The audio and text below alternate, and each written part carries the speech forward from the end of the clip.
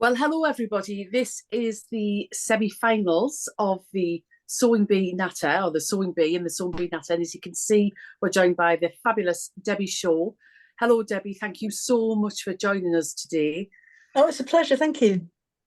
And also we're joined by Alistair from the House of Alistair, who has already got his Chanel-inspired prop behind him. So, so anybody who doesn't know you, Debbie, in the sewing world, I don't know where they've been, but would you like to just tell us a little bit about yourself? Okay, so I'm Debbie Shaw, and I live in a world of sewing. So I write books. I've written over 30 sewing books now. I design fabric. I have a fabric and haberdashery website. I'm the co-founder of the Half Yard Sewing Club, which is an international sewing club. We've got over 4,000 members there now. And in my spare time, I like to sew.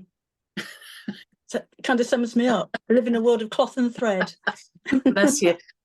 It's a nice place to be. Coming up, obviously, we've got the Festival of Quilts, which is now less than 2 weeks away. I know you're going to be there. I know it's frightening, isn't it? Not prepared at all. Don't know what we're going to put on the stand. No, I was asked to have a stand there because I've written up my next book. My book after next is a book that I've written with a friend of mine who's an excellent quilt designer. And you've heard of a block of the month. This one's going to be a block of the week. So there are 52 blocks, and it's made the most amazing quilt. So initially we just wanted to display the quilt there because it's perfect. It's a beautiful quilt. And then we thought, oh, no, we'll have a stand as well. So we are on stand F33, right, slap bang in the middle of the hall. And at the moment, it's going to be just a blank area because we don't know what we're putting on it, apart from the quilt, of course. So yeah, yes. No, we'll be absolutely fine. It will be full of lots of goodies, but the main thing is getting to meet people as well. So if you want to pop over and say hello, it'd be nice to see you. That's and you. Yeah, I'm there. Yeah, I might just come for a little lie down as well on your stand. We could always sneak up and have a coffee. Remember, it's a few years since we've done that, but we know where to go now. And more importantly, have you sorted out the snacks, Debbie? For well, both of you, have you sorted out your snackage for? No, that's priority number one. I was just thinking the prosecco. Yeah. Yeah, definitely. Prosecco for the end of the day. And for breakfast, prosecco for lunch. Yeah, it's festival. You do what you want. Exactly. And this weekend you've got an open day as well, or open weekend, I should say. Yes, we have quite a large. We call it the office. It's a studio, a warehouse, everything all rolled into one in Buckminster, which is in Leicestershire, not too far from Grantham. And we only do it once a year, but we open the doors and invite people in. And we have demonstrations from Juki. We've got some deals on sewing machines as well. I'm not supposed to take that, but they are. And Susie Duncan's going to come along and do some demonstrations there as well. So it's going to be really busy. Really looking forward to it. Oh, excellent, excellent. And hopefully the weather will be nice so we can sit outside at the picnic tables. It's supposed to be good. We'll have to wait and see. Yeah, we'll see. So, Alistair, what have you been up to this week? I have been prototyping patterns and more patterns and more patterns. I've been at my son's school several times, so Daddy is not particularly too happy about that. But it's almost summer holidays, so I can actually leave him sleep until 2:30 in the afternoon whilst I actually get up, and I don't have to sort breakfast out, and I can just get out the door. Joys of teenagers, it gets worse. Yeah. You think having babies is hard work. I tell you something, it doesn't get any better. Even when I had to open the Velux windows last night in his room. I just thought, how on earth can that is just impossible, but obviously it is possible. It's a boy thing as well. Yes, definitely. So shall we start and have a little look at I'm saying last night because I watched it yesterday. One thing that's been really difficult is the TV schedule with the Sewing Bee this year, because Debbie, I actually genuinely thought, because there was no Wimbledon, there was no Euro footballs, that it would have been aired on Tuesday. And it wasn't until Debbie sent me a message saying, I can't find it, basically, that I realised once again it had been moved to Wednesday, so we can't even, there's not been a constant with regards to that. But this week was Diva Week. Now, initially, was it Diva Week? Yes, it is Diva Week. Icon Week. Icon Week. Icons Week. We had Divas last week, didn't we? Now, there was a bit of a, why did they call it that? But never mind. Anyway, so the first challenge was the pattern challenge, which I can't say the name of the designer that was inspired by. Alistair, that's up to you. But what I will say, Balenciaga. Christian, I love the design of the dress. But what I did do last night was I managed to get a screen. Balenciaga. Cristobal Balenciaga. Has Debbie frozen with you, Alistair? I think Debbie might have frozen. Well, I've got jazz hands. Am I moving? We might have lost Debbie. So anyway, we'll carry on. What I did last night was I did a screenshot of the actual pattern, because we've so often talked about, hi Debbie, you there? We've lost her altogether. She'll come back. We've so often talked about the choices of the fabric, and we've also talked about, you just the other way, darling. We've talked about the choices of the fabric for the contestants and the fact that they do this run to the haberdashery. And if you were to buy a dressmaker, Debbie, I think you're the other way. Can you turn your phone around, darling? I haven't touched anything. I know, you went off and then that's it. You're back. That's better. Yeah, that's better. We don't want to lose you. We just talked about the fact that I managed to get a screenshot of the pattern that the contestants were handed out, because in the past what we've all discussed was the choice of fabrics and what they're actually go to the haberdashery and what they actually see. Now, when you buy a dressmaking pattern, what you'll find is that it'll have the quantity of the fabric for the size that you're wanting to make, but then it'll give you some suggestions. So it could be a cotton, it could be a linen, it could be a silk.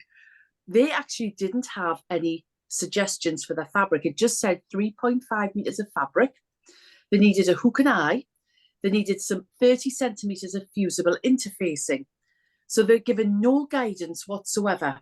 And what would be interesting is, if we do see any of them walking around, is are they actually verbally told us what fabrics to go for, or alternatively, are the fabrics that they should really use, they're the only ones that are put out? So with that information, if you were just given a pattern, Debbie, that said 3.5 meters of fabric with a picture of the dress that you really want to make, and you're not necessarily 100% like Alistair how fabrics would work, how would that make you feel, do you think? Oh gosh, I'd be so nervous. I mean, just looking at those pattern pieces initially, I'll tell you what really helped, which they wouldn't have seen, was the graphic of how the pieces all came together. Because to me, that's when the penny dropped. But I'd be looking at, okay, I've got a lot of gathering to do across the back of this, and I wanted to drape. So if I didn't know anything about fabrics, I'd be picking them up and gathering them and holding it and just see what it looks like as it drapes.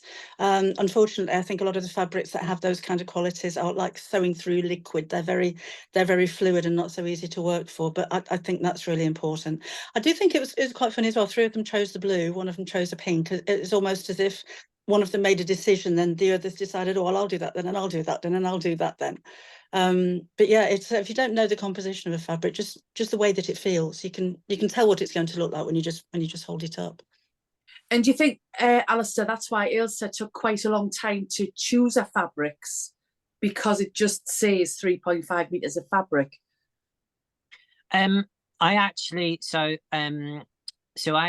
think that this was a particularly monumental task to ask them to do. Now, the beauty of a couture pattern, when you actually look at it, when you look at the construction, it looks ever so simple and effortless, and it just looks like a baby's breath has just kissed it and just what have you. But in actual fact, getting that pattern to where it needed to be, that is prototyping, and to get those simple falls and things like that to get in place. I think because they were asked to do such a complicated pattern. It's not it doesn't look like a normal pattern. It's a very ingenious and very, very clever pattern. And also it doesn't have what they called a set-in sleeve. It was more like almost like a raglan sleeve, if you like, which is just a sort of continuation, but it was also like a balloon sleeve that was attached to the dress. So there are very few seams, very, very clean. And I think because when you look at the dress, I think, and you look at the pattern pieces, I think that would have just have thrown a lot of them completely off. They were like, okay, I can see the dress in front of me, but these pattern pieces don't look anything like how it's like a big jigsaw puzzle. So if they've got, you know, side seams and a centre back seam, they can see how it's all going together. But then you've got the gussets underneath the arms, which also house the darts to enable it to fit around the bust. I mean, most of them maybe wouldn't have seen something like that ever before. So I thought it was very, very, very, very challenging. I mean, when you say 3.5 meters of fabric, well, it's at 150 centimeters wide, or is it 112 centimeters wide? You know, what am I supposed to do? What about if I chose a directional print, if I wanted to make you know, my garment in, you know, because they've got tons and tons of different fabrics.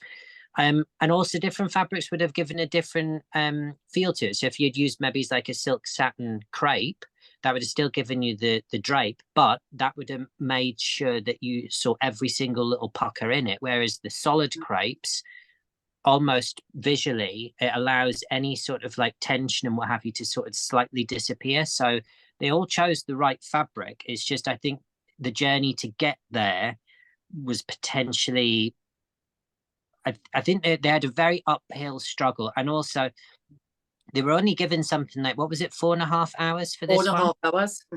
I'm sorry, but just to get your head around how that pattern is going to go together. I mean, we did see, I think it was Susie that was flicking through the pattern was extensive. But there was a lot of editorial there, pictures that showed them elements of how things were going together. I did think it was a very difficult challenge for them, but I think they all did super well. One of the things, Debbie, and I don't know if you picked up on it, when they had to put the gusset in, and obviously there's the 4 points, it came straight to Y seams on in quilt making, which obviously our background more so. How do you? I mean, I think they did brilliant. But have you got any tips with regards to, or do you just avoid them altogether when it comes to those? I would have hand tacked it. Yeah. Particularly on small pieces like that, because one of them got the gusset the wrong way round. That was Susie, yes. Was it Susie? So if you hand tacked that in first, you'd see that it was the wrong way around. And it also helps to just to keep the fabric in place, more so than pinning. It seems a lot more time consuming, and maybe when you've only got 4.5 hours, that's quite off-putting to say, oh, I've got to hand sew it and then I've got to machine sew it. But to ensure that you get it right and you know that all of those points are going to meet, because I think there's one point where there was the Y seam and a bust dart that all went into the same seam. So yeah, I would have really spent that time not just laying it out, working it out, but hand tacking it first of all. I think that would have been well worth it. And otherwise, avoid it altogether. Yeah, I mean, we've talked about. You can't do that when you challenge, though, can you? We've talked about with zips. Alistair's tip is always tack it in. Would you have said exactly the same, Alistair? Yeah. Oh, absolutely, particularly with zips. These are not invisible zips. If you have a waistband that you have that the zip goes through, and those 2 points have to meet.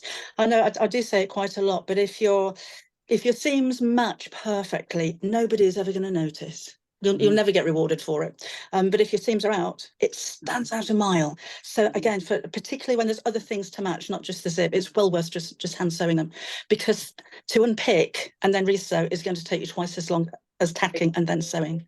Yeah. But always tack. What's your tip on the gusset, Alistair?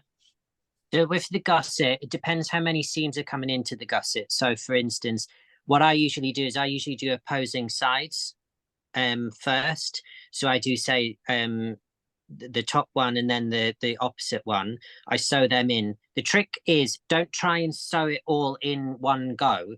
Sew each side individually and allow the sewing machine to come up to meet the points. You're effectively doing 4 seams. Then turn it through and have a look at it. If it's, for instance, this pattern, I think how that was constructed, apart from the front, which had the spacing for the dart, but I thought it was two, it would have been 2 sort of like diamond shapes that would have been in there. So what I would have done is, when you come to that diamond shape on this side, when you're sewing that in, look at it on the outside. If you've got no puckers and it looks as if it's all bang on, then when you turn it over, where the easier if I draw it, that won't show up on the camera. So where you've got that section, and then the gusset inserts itself into here. When you've got this section here, imagine you've just done your seam there. Only until you've sewn all in, then you snip a straight line right up to that point. And what that does is that allows the gusset to lay flat, but what that does is it then allows the seam to move so that it can sort of go where it needs to go to allow the gusset to sort of like marry itself perfectly in that position. But the other tip with that is to make sure that the gusset has a lightweight interlining already put on it, but also you want a little bit of interlining on the actual seam itself, just especially on that point, just to give it a little bit of rigidity when you're actually sewing it in. The trick with that, and also good days and things like that, is literally take your time and always try and sew up to a point. Don't try and start sewing at a point or trying to be clever and sewing around it. That's never going to work, because if you have to unpick it, when you push it through, your point's going to be all puckered and it's going to look as if you're trying to feed too much fabric into it. So it's just taking your time. And tacking does seem, I mean, I was taught by a very, before I went to Central St. Martin's, I didn't know how to use a sewing machine, and I didn't know how to pattern cut. I had all the ideas in my head, but I didn't have any background and what have you. And I knew that I was going to start my first year and I needed to get a bit of a heads up. So I went to do a dressmaking course at my high school, and it was done, I think, on a Tuesday evening. Anyway, my brother in his sports car, Prodigy playing, would drive me up. I was all goffed up, and he would drop me at the bottom of the street so that I was getting out with my sewing machine and stuff. When I got in there, this lady who was taught by a very old Jewish tailor in Newcastle, they had to pick up all the basting threads from the floor to reuse them. But I was taught to baste everything in, and especially when you're doing something like that, because you baste once, you can correct it, then you use the sewing machine and it goes in bang on every time. If you pin it and then it's not quite going in and you start unpicking it and what have you, sometimes the pattern pieces stretch and they become bigger and bigger and bigger. And then you may as well then recut the thing, because you're stretching it all out of proportion. Take the time to baste, and it doesn't have to be small stitches, but take the time to baste it in, because that's what we do in couture and also in the tailoring industry. Everything's basted before a fitting, and then you can see that it's fitting exactly. Then you go in with a sewing machine. And I would say, from reinforcing those seams, you could either use the seam tape or the edge tape flexible, which would have just solved so many problems. And I would presume that the fusible interfacing that they'd suggested was actually for that gusset piece, to stabilize it, really. So what did you think? I mean, I'm not even going to go on Susie's buttonholes, but Debbie, I know buttonholes. Susie's never cracked buttonholes, bless her. I didn't understand though. She got the buttonhole in the wrong place, so she sewed another one over the top. That was the smallest piece of fabric. Why not just cut another one and do it again? You know, it's not like she was making the dress for herself and it would never be seen. She's going to be judged on that. And I did say, so why kind of mess that up? And I think, like you said, Alistair, with taking your time, surely it wouldn't take too much time to figure out which way round the buttons go. Mhm. And if I think 2 of them got the buttons on the wrong way round, so why didn't they just take them off and put them on the right position? Maybe that wasn't as easy as I thought it might be. But overall, everything looked like it needed a jolly good press. I think the seams on all of them, some more than others, were really puckered. So I don't know whether they're using the wrong needle and thread or just didn't press everything. Or maybe, again, it's just rushing. That's a very short time to make a dress, any dressing. Well, Yeah. just to pick up on one of Debbie's comments earlier about fabric slipping and things like that. So I'm a big advocate of calico is the best fabric in the world, and we've got calico. We sell calico every day, any day. Now, if you've got a pattern cutting table, especially when you're using crepes or chiffons or satins or anything like that, lay calico over your pattern cutting table and then lay your fabric on top. What the calico does is it acts like an abrasion on the table, so it keeps everything exactly where it needs to be. That there means that when you put your pattern pieces on, you can then mark it out and then cut with your scissors. I'm not a fan of rotary cutters, especially dressmaking, because that just adds drag and you end up getting bigger pattern pieces and all sorts. However, when you've got that calico underneath, you are then able to tailor tack your seams together without actually sewing through the actual calico, because you'll know that you're only picking the 2 layers up. And you can transfer all your marks with tailor tacking as well, rather than using chalk. But that will just give you the stability. Also, when it comes to Christmas time or Easter or what have you, and you're having a family get together, put the calico over your dining room table, then put your tablecloth on top. That actually helps and actually keeps your tablecloth there. And if you've got little munchkins at the table that, you know, are fidgeting and pulling on the thing, your best cantina cutlery isn't going to end up on the floor. See, top tips for everything here, not just sewing. So the winner on this one, did you agree with the winner, Alistair, this time? Yes, Pasha, I did actually agree. Luke, I agreed, came second. Now, with looks, another little top tip. Now, where it panned round to the back, there was a facing inside that dress around the neckline. You need to under sew onto the facing, which means you push all of your seam allowance underneath the facing where you've seamed it, and then you sew about 3 to 5 millimeters all the way round to attach your seam allowances to the facing. And what that means is when you poke the facing underneath, the facing pulls the outer layer towards the skin, towards the back. And that gives you a much neater line. If you don't do that, what you saw on, I think it was Luke's, apologies if it wasn't, but you saw that the weight of that drape there was actually pulling down. So it was pulling the facing back out from underneath, which shouldn't have happened. So I agreed with that. Ailsa, bless her, I don't think she was having a very good week. And I thought this would have been up her street because she likes the complicated sort of patterns and a bit off the wall and things. I thought she would have really excelled at this. And Susie, yeah. And I agree with Debbie as well. If you look at the front of the dress is where that the seams coming down the front, where the side seam attached on, those weren't clean. There was so much drag coming down on them, and obviously there must have been just trying to get the dress finished. Mm-hmm.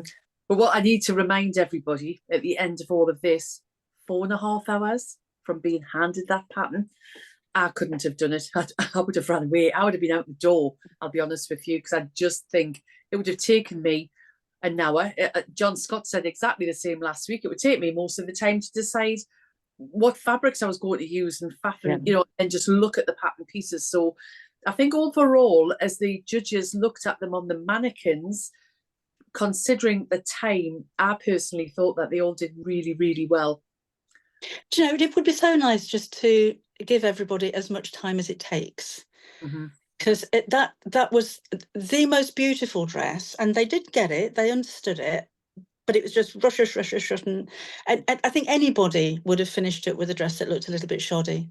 If there'd been, just have a whole day, take as long as you liked, I think we would have seen some amazing results. Yeah, exactly. Yeah, felt for them.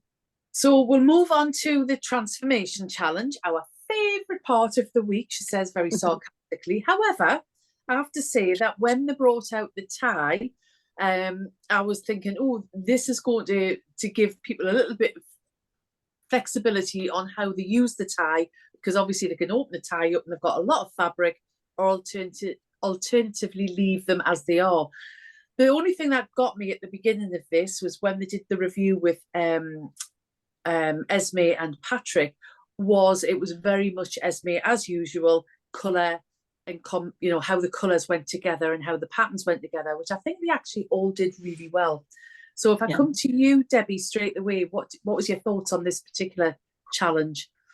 When I first saw ties, I just thought, oh great, that's everyone's going to sew them together and make an A-line skirt. That seems the obvious thing to do. I was actually really impressed. I love the weaving that who's that did that on the back of the dress? Luke, genius, absolute genius.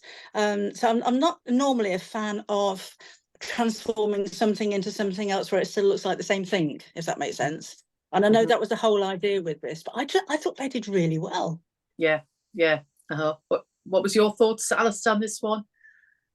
I mean, this sort of concept and idea has been around for a little period, and a lot of designers have used it. Famously, Jean-Paul Gaultier. I thought they actually handled, because ties aren't necessarily, they're strips of fabric, essentially, whilst they're made up. There was one comment which just made me laugh when obviously Patrick was critiquing, it was Pasha's, and he said, oh, I just love the fact that, you can see it's almost given like a pleating effect. And I'm thinking, he's never obviously on Savile Row. Once you've pressed a tie in silk, good luck at trying to get the press out to make it go flat, because that is not coming out.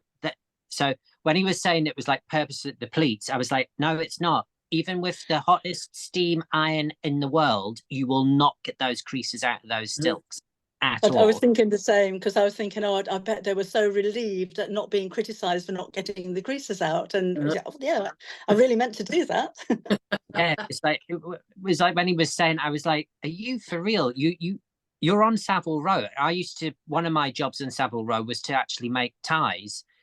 So I know how to make a tie, and I know that when you do that final press, if a customer wanted the tie bigger, you had to start from scratch. I had to make a guy actually a 3-layer chiffon tie. Wow. And it was that I would never want to make one ever again, because we had to make it twice because he wasn't happy with the first one. Oh no. But by the second time it wasn't. But you are not getting those creases out. But I thought Luke's was absolutely wonderful. I thought what he did over the bust, I thought creating those white, he really went to town. If you look at them all standing together, I thought that Elsa's and Pasha's, I thought that Elsa's was really, really simple. Like, it was just a chop. But then I thought Pasha's, maybe it was the color palette, I don't know, but it just didn't, to me, it just didn't, compared to the other ones, how they had actually used it. I just thought everyone else is just like really far more interested for my own personal thing. So I didn't necessarily think Pasha this time around was that wonderful. Pasha's had gathering at the side, so high up. I was wondering what I would wear underneath it. It just went right up over the hips. So, because I thought that was going to be a dress, but it was obviously a top, and then you'd wear something with it.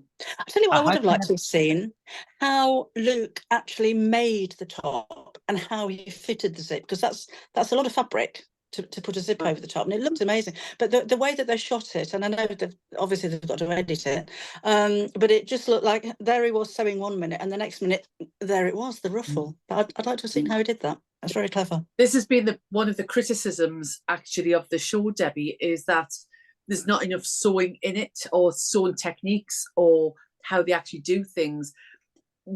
Our theory is because they sell a book on the back of the Sewing Bee now, whereas they didn't do it in the beginning. And saying that, Wendy Gardner put a book together for the Sewing Bee, and we've had Wendy on.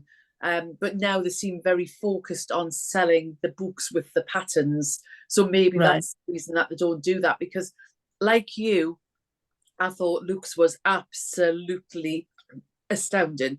And it was the definite winner. But yes, there is a lot of fabric to do that. He, because of his drag background, shall we say, I think he's probably more capable of dealing with different fabrics and getting that wow factor. I think he is doing really, really well. And he always makes me laugh because he keeps saying, well, I didn't think I was going to get this far, so I haven't practiced. Or I haven't made this because I didn't think I was going to get this far. And yet he is one of the, to me personally, he's definitely up there to be the overall winner. So I thought they all did really well with the ties, I have to say. But then moving on to the last challenge was the challenge they had to make a dress that was inspired by Coco Chanel. And it was quite interesting to see what periods that they chose for this particular end challenge. Susie admitted having done it twice. And one thing I will say is the hook and eye.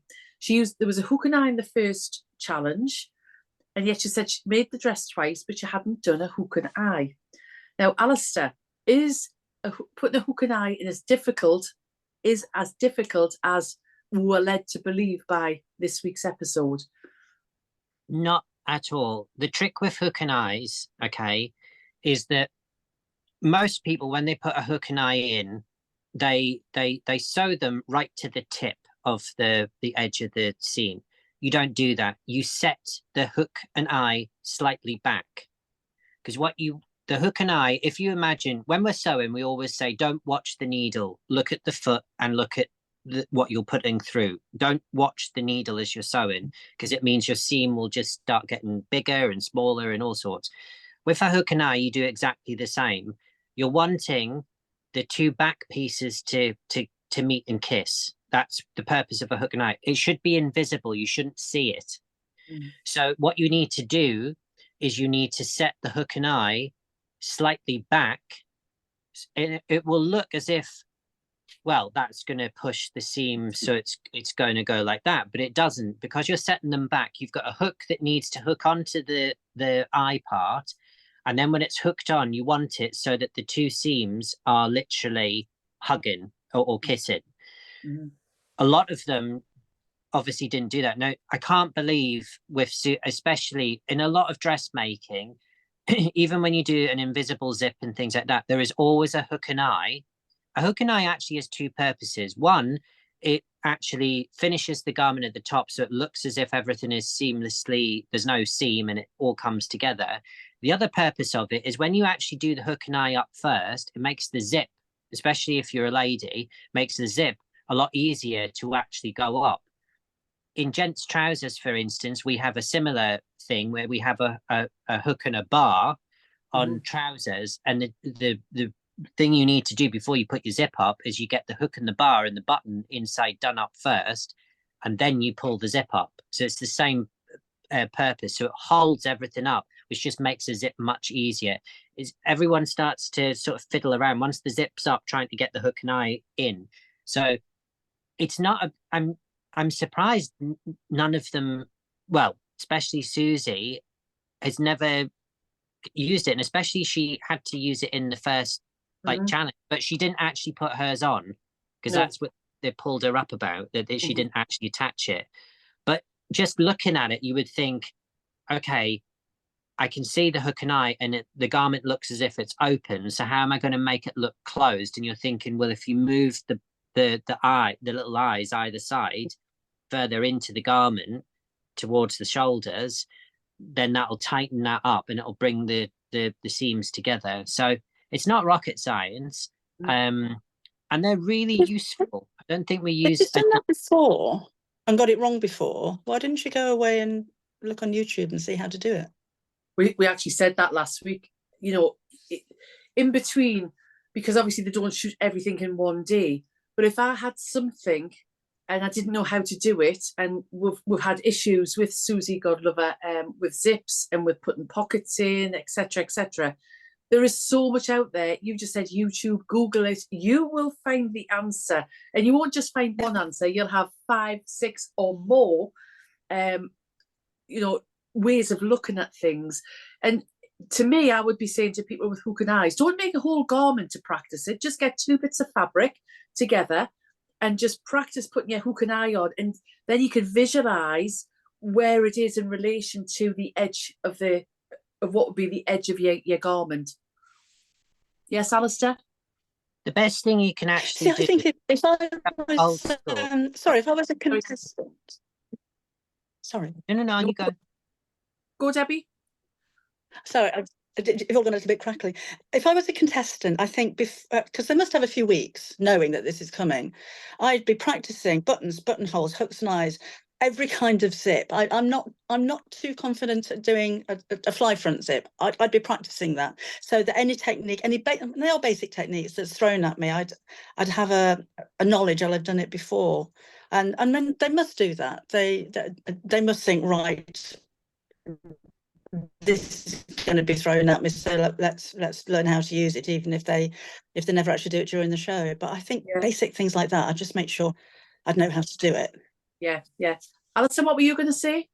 The best thing everyone can do, forget YouTube, let's go old school. Go out shopping. Have some lunch in between, go out shopping, go into a department store and have a look at garments. Yeah. Look at how they're fit. Look at how the hardware's applied. For instance, I get told off when I'm supposed to be on holiday, because I love shopping. I could be in, God rest its soul, Wilkinson's. Please come back. But I used to spend an afternoon when I had an afternoon off, just wandering up and down the aisles, filling a trolley with stuff I really didn't really need, but I was having a whale of a time. But when I'm on holiday, I'd be looking at the construction of something so that I could then think, okay, is it that special enough to command that price? And I'd be constantly told, "Oh, will you stop working?" And I'm like, I'm just seeing how it's made. And is it stop working? And I'm like, you can't switch that off. I'm gonna do that. But the best thing to do, you don't need to go out and spend any money. You just need to go and have as we say, just have a toot round the shops and just have a look. Go into your local charity shops. Look at vintage pieces are a really good thing to actually have a look at. So for instance, if you don't have an invisible zip, the old-fashioned way of being able to put a zip into a seam is you make almost like a little welt, which then encases the whole zip inside. That's a really old-fashioned way of putting a zip in, and then you top stitch along the top. But have a look at all those little details and see how they go together. That would just show you common sense. I can't believe she's never had things, especially because she's a girl, and obviously, she's never not gonna have worn dresses and stuff like that before. So you would have found those, and you find them also in little A-line skirts, something as simple as that. You always find a little hook and eye sometimes at the top of the on the waistband, just to hold everything in place. Exactly. There's such a useful thing, and they cost not even a penny per one. I know it is interesting that some of the basic techniques haven't been mastered, shall we say, prior to them becoming contestants, regardless of whether they're going to go out on week 1 or go out, at this stage now. So it does always surprise me, and probably it's frustrating. However, what I will say is that we look at the sewing bee in a completely different way. We are looking at it as sewers, as people interested in that fashion, maybe somebody thinking that they're going to start. But I was out with a group of ladies yesterday on a bike ride. None of them are sewers particularly, and they love watching the Sewing Bee. They also like MasterChef, and they also like the Bake Off. Now, they can't tell you who won last week or last year. They don't know the individuals, but from an entertainment point of view, they had an opinion that they loved on this occasion Pasha's dress, the way it fitted, and they all had opinions about it. It was really interesting to hear non-sewers take on the Sewing Bee. So we know it's an entertainment programme, and we know it's edited in such a way that it will be an entertainment programme. But the fact that Susie hadn't practiced a hook and eye or practiced her zips or any of them had done those techniques went over these ladies' heads. It just, that wasn't what they were interested in. So there is a huge audience on the Sewing Bee who are watching it because it's on at primetime TV, and they've got into the contest aspect of it rather than what we're looking at, which is the sewing side of things. But in saying that, you're so right. No, because I was thinking when you were saying about the baker, I don't bake, but I like watching the Bake Off. But if I was a baker, I'd probably be watching that thinking, oh, well, I wouldn't have used that ingredient or that ingredient. That's been in the oven too long. But I'm not bothered about that. That's not why I watch it. I never thought about it that way. That's, it's interesting. So what did you agree with the overall? I mean, obviously, the garment of the week tends to be that last garment. I think we've only had it once this season so far, Alistair, where it wasn't, the garment of the week wasn't the final challenge. But did you agree with the winner this week, which was Pasha's dress, or did you have an opinion about, actually, before we get to that, all 4 dresses that were made that came down the catwalk, did you have a particular favourite, Debbie? It was absolutely Pasha's dress. I thought it was beautiful. The way that ruffle moved when the model walked in it, the sleeves on it were beautiful. It was a really lovely fit. And I think it was Patrick who said that sewing a dress on the bias, in particular in that kind of fabric, is quite difficult. And I think she did a really good job. I thought with Susie's dress, I couldn't make out the hips. I couldn't make out whether they're supposed to be like that. Because, I mean, you can get dresses that have hips that are wider than yours, and it's part of the design. But if that's the case, they seem to just collapse a little bit and look flat. So I think that would have been nicer if it was fitted.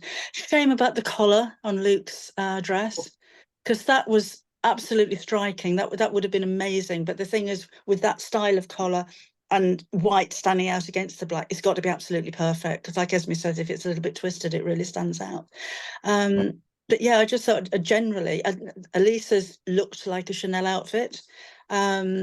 Even though she had got pins in the back of it, but from the front it looked great. But no, I thought they all did really well. I bet there's a lot of models walk down the catwalk with pins in their dresses, let me tell you. They don't quite fit.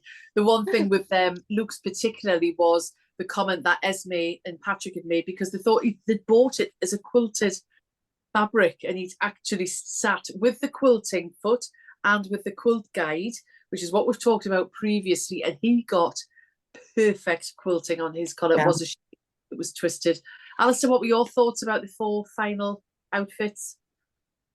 So it won't come as a surprise that obviously Chanel is one of my is one of the brands that I hold in quite high esteem, and especially so Karl Lagerfeld sort of reignited what Coco Chanel originally started.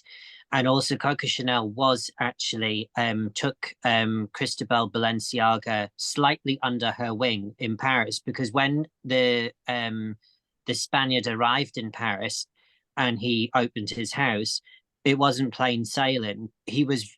Cristobal was very very avant-garde for his time, and the way that the garments flowed and fitted. So Chanel was really she was a true icon, and the hats is. So look, I get the fact the selvage detailing was really nice. His attention to detail, the little chain detail inside the hem, beautiful. That was such a shame about the collar, but that is just such a quick fix. Everyone hears me on TV going on about a floating canvas.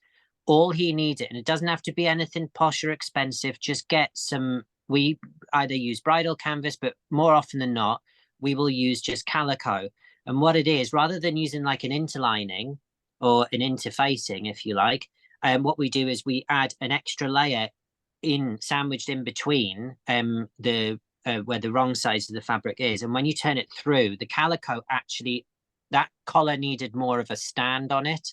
So the collar stood up and then allowed the quilted piece to come down, because it was quite heavy. You could see the under collar, the stand was really crushing on itself. But if it had just even 2 layers of calico in there, that collar would have stood up perfectly and there would have been no issues. It was such a shame because it was beautifully executed.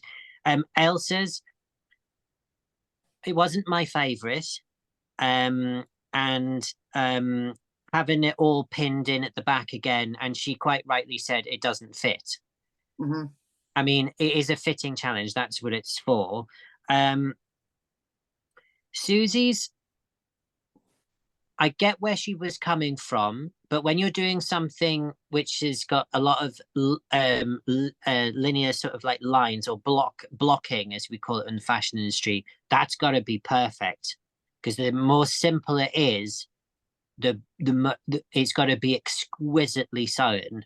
There's no room for hiding or errors. I thought it was, out of everything she could have maybe have chosen Chanel, I thought that particularly, it wasn't my favorite one. I thought if you took the hat and the gloves off and you just looked at the dress, they needed those accessories to bring that look together. But as a standalone dress, I didn't think it had the wow factor.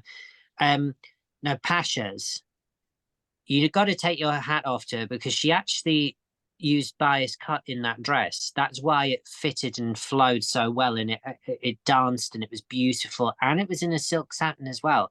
It was beautifully executed and it fitted the model like a glove. It was beautifully sewn and beautifully done. You could just see it. I mean, we didn't get up close to it, but I think she's now a bit of a dark horse. Now, there's one thing that I did pick up on when she was on the phone to her mum. Now, I'm not going to throw any, her mum calls her bourbon. Now, that's either after the drink or the biscuit. Now, I've never met her mum, but we can't now call her Pasha. We have to call her bourbon. I think it's maybe it's the liquor. The liquor. So this week, before we go on to who went home, Debbie, you have very kindly given us a discount code for your website, and I'll put the link on, but would you like to tell everybody about that, please? Yep, if you put the code in, anything, it's debbieshawsewing.com. When you go through to checkout, there'll be a coupon box at the top. And if you put the code BEE in capital letters and the number 10, it'll automatically take 10% discount. And that's anything across the board, even things that we have on sale. The only thing that we can't put on sale are the sewing machines. That's lovely. Thank you so much for doing that. Alistair, of course, has the House of Alistair website, and we have a discount code for there, which is B15. It's capital B E 15. And this week's winner, who will win that lovely Savile bundle, was Savile last week, wasn't it? Is Margaret Douglas.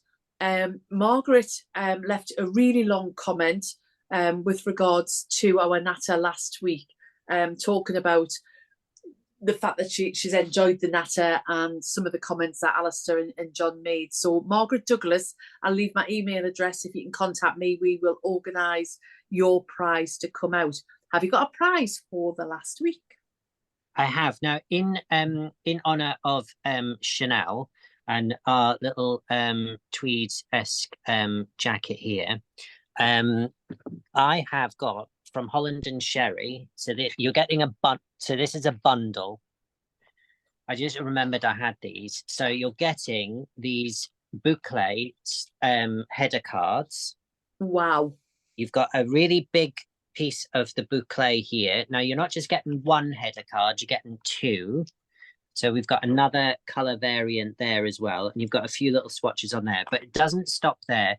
I'm also chucking in 2 of the tailor's swatch books. You could patchwork all of these together. So you could actually make a really nice accent cushion or something like that. Now, if anyone's scared at using boucle, because it is a slightly open weave, make sure you just put an interlining on the reverse. That will give you that bit of security, and it will just hold your hand a little bit when you're sewing it, because a lot of people, when they cut into this, it does fray. But a way of eliminating that is put an appropriate stabilizer on the back and you're good to go. Something like the Vliesleen F220 or the H180 would go perfectly on the back of there, Alistair. So thank you very much. So just in conclusion, obviously this week's winner or the garment of the week was Pasha, which I think we all agree with. And Susie came to the end of her journey. Debbie, what did you think? I complete agreement. I thought that was the right decision to make. And Alistair? I thought it was the right decision, although Ailsa, I don't know whether it's because of the way it's been edited, because I thought she might have been a bit of a dark horse coming up from the back, but I thought Susie, I think his journey needed to come to an end. It was just, there was systematical, but then again, Ailsa this week as well, it was very close between the two of them. If I'd gone on past weeks, then I'd have said Susie definitely, because Ailsa not every single week has had catastrophic, things missing. But yeah, I wish her well, but I thought it was the right decision to let Susie leave the competition. So next week we're in the final. So the three finalists are Pasha, Luke, and then Ailsa. So I can't wait to see what they come out with next week. And normally they have their family involved as the models, so that'll be quite interesting to see as well. And we will actually get to see Pasha's mum. I'm hopeful. If she can stand up. Yeah. Don't you mean Bourbon? Big Bourbon. So Debbie, thank you so much, because I know you're very, very busy at the moment. Thank you so much for taking time out to join us on the Sewing Bee Natter. That's been fun, thank you. And I will see you in a couple of weeks at Festival of Quilts. Alistair, it's a joy always. We've got lots of questions to be answered on the YouTube channel. And my thoughts are that we will announce something next week going forward after the Sewing Bee Natter. He's looking blank. Don't worry. I'm not. It's just I know exactly what you're cooking up, Mrs. Okie dokie. Well, thank you again, everybody, for joining us, and we'll see you next week.